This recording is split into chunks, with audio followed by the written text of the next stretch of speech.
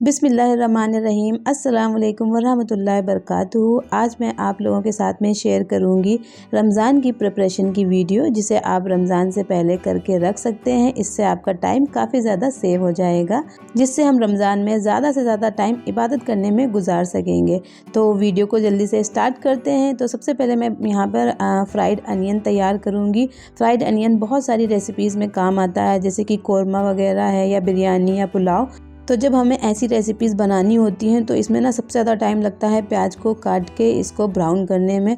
तो जब हमारे पास तला हुआ प्याज रहता है तो बहुत आसानी हो जाती है और फटाफट से हमें सहरी में या फिर अफ्तारी में बिरयानी, पुलाव या कौरमा जो भी आप चाहें वो आसानी से बना सकते हैं।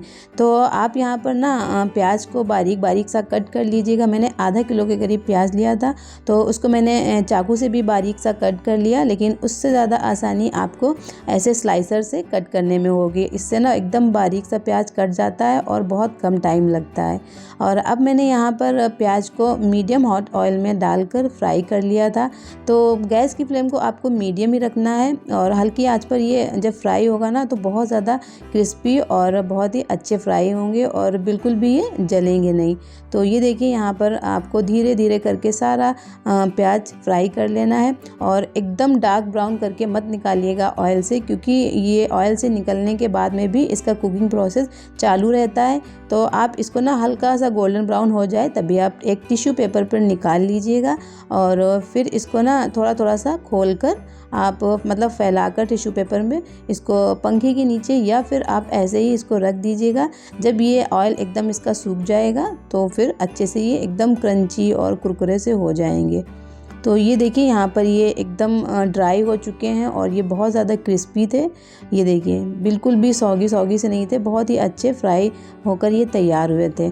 अब मैं क्या करूँगी, एक एयर टाइट कंटेनर लूँगी, उसमें एक मैंने यहाँ पर बटर पेपर लगा दिया था या टिश्यू पेपर, जो भी आपके पास में हो वो लगा दीजिए। और इसके ऊपर सारा ये जो प्याज है ये मैं रख दूँगी।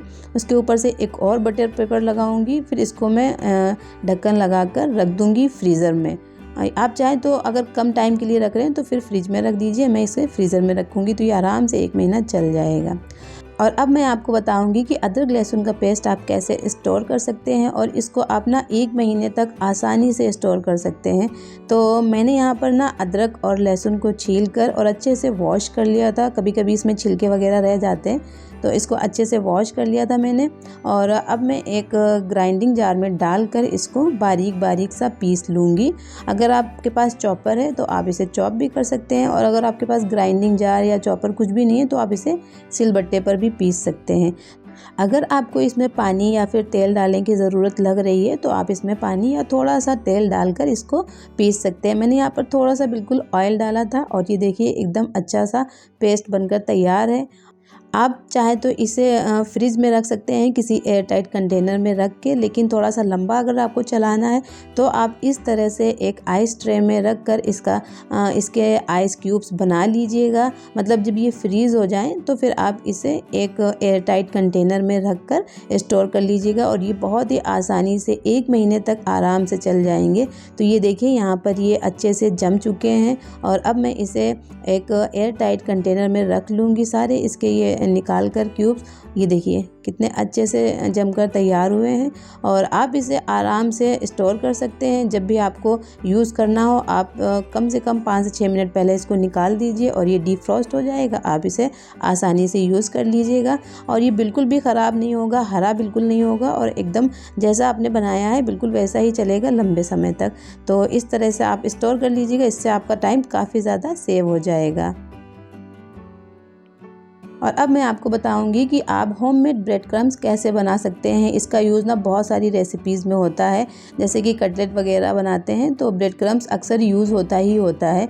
तो ये जो ब्रेड का साइड पार्ट होता है ना, मतलब एंड का पार्ट और स्टार्ट का पार्ट, ये कोई नहीं खाता। तो इसे आप एक ग्राइंडिंग जार में डालकर और भी ब्रेड लेकर आप इसे तोड़कर डालकर इसका बारीक सा पाउडर बना लीजिएगा। मतलब बहुत ज़्यादा बारीक नहीं, हल्का सा दरदरा पाउडर बना लीजिएगा। फिर इसे एक एक आप बड़ी सी प्लेट में निकाल कर इसको धूप में रख दीजिएगा, तो इसका जो सारा मॉइस्चर है ना वो सूख जाएगा, जिससे आपके ब्रेड क्रम्स थोड़ा सा ज़्यादा टाइम तक चल सकते हैं। या फिर आप गैस पर एक पैन रखकर उसको ना थोड़ी देर के लिए रोस्ट कर लीजिएगा, 5 से 6 मिनट के लिए, तब भी इसका सारा मॉइस्चर सूख जाएगा। जब ब्रेड क्रम्स का सारा मॉइस्चर ख़त्म हो जाएगा तो फिर आप इसे एक जिप लॉक बैग में डालकर इसे स्टोर कर लीजिएगा फ्रीज़र में रखकर। और कम टाइम के लिए अगर आप रख रहे हैं कोई भी चीज़ तो आप उसे फ्रिज में भी रख सकते हैं, लेकिन अगर आपको थोड़ा सा ज़्यादा टाइम के लिए रखना है तो आप फिर उसे फ्रीज़र में ही रखिएगा, जिससे ये ज़्यादा टाइम तक चल सकते हैं और एकदम फ्रेश रहेंगे। तो ये कम से कम 6 महीने तक आसानी से चलेंगे और बिल्कुल भी ख़राब नहीं होंगे। इससे बहुत सारी रेसिपीज़ आप बना सकते हैं। इमली का यूज़ ना चटनी वगैरह बनाने में या फिर दही बड़े की चटनी या फिर चाट वगैरह बनाने में होता है। तो अक्सर ऐसा होता है कि इमली भिगाना हम लोग भूल जाते हैं और फिर बहुत जल्दी में ये सब प्रोसेस करना पड़ता है। गर्म पानी में डालो तो बड़ा झंझट हो जाता है। ऐसे में ना आप इमली का पल्प निकाल कर इसे फ्रीज़र में स्टोर कर लीजिए, जिससे आपका काफ़ी ज़्यादा टाइम बच भी जाता है और आपको टेंशन भी नहीं होती है।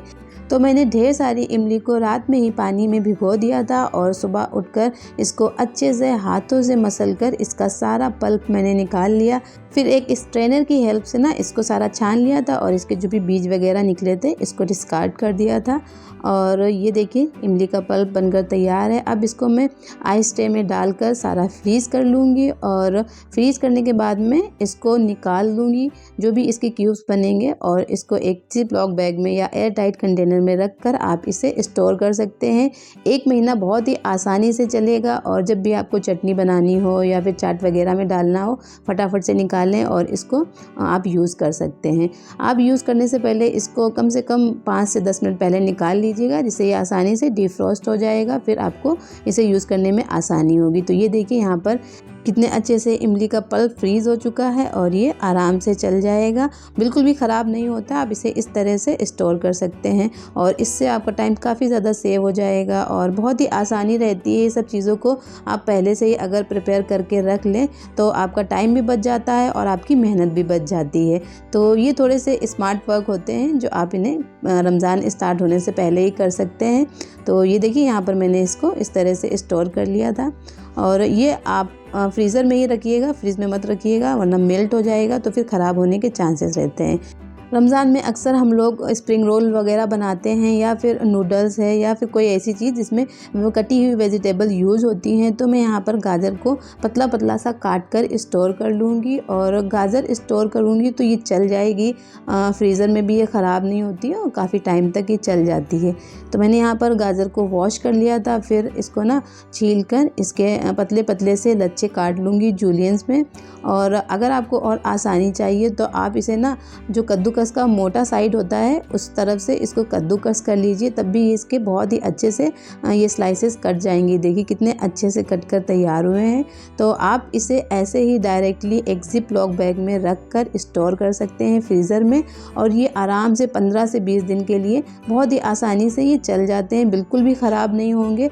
तो जब भी आपको यूज़ करना हो आप फ्रीज़र से निकालिए और इसको डायरेक्टली ही रेसिपी में यूज़ कर लीजिए। इससे आपका टाइम बहुत ज़्यादा सेव हो जाएगा। और इसी तरह से आप शिमला मिर्च वगैरह भी काट के फ्रीज़ कर सकते हैं। मेरे पास शिमला मिर्च नहीं थी इसलिए मैंने उसकी वीडियो नहीं शेयर करी आपके साथ में। तो ये इस तरह से आप इसे फ्रीज़र में स्टोर कर लीजिएगा। और अब मैं आपको बताऊंगी कि बिना उबाले मटर को आप कैसे स्टोर कर सकते हैं फ्रीज़र में और ये 6 महीने तक चलेगी, बिल्कुल भी ख़राब नहीं होगी। तो मैंने यहाँ पर मटर को छील लिया था और इसमें जो भी कोई थोड़ा बहुत ख़राब होता है ना दाना तो वो निकाल दिया था और इसको डायरेक्टली ऐसे ही मैं जिप लॉक बैग में डाल दूँगी और फिर इसको फ्रीज़र में स्टोर कर लूँगी। तो मैं बिना बॉयल के भी स्टोर कर लेती हूँ। अगर आपको बॉयल की हुई रेसिपी चाहिए तो मेरे यूट्यूब चैनल पर अपलोड है, आप जाके चेक कर सकते हैं। उस तरह से भी आप इसे फ्रीज़र में स्टोर कर सकते हैं। उस तरह से वो लंबा चल जाएगी, मतलब 1 साल तक आसानी से। और जब आप ऐसे स्टोर करेंगे तो ये 6 महीने तक चल जाता है, इसमें कोई भी स्प्राउट्स वगैरह नहीं निकलते हैं। तो ये कुछ बेसिक सी प्रिपरेशन है जो कि मैं रमज़ान से पहले कर लेती हूँ और उम्मीद करती हूँ ये वीडियो आपके बहुत ज़्यादा हेल्पफुल रहेगी। मिलती हूँ आपसे नेक्स्ट पार्ट में, तब तक के लिए अल्लाह हाफिज़।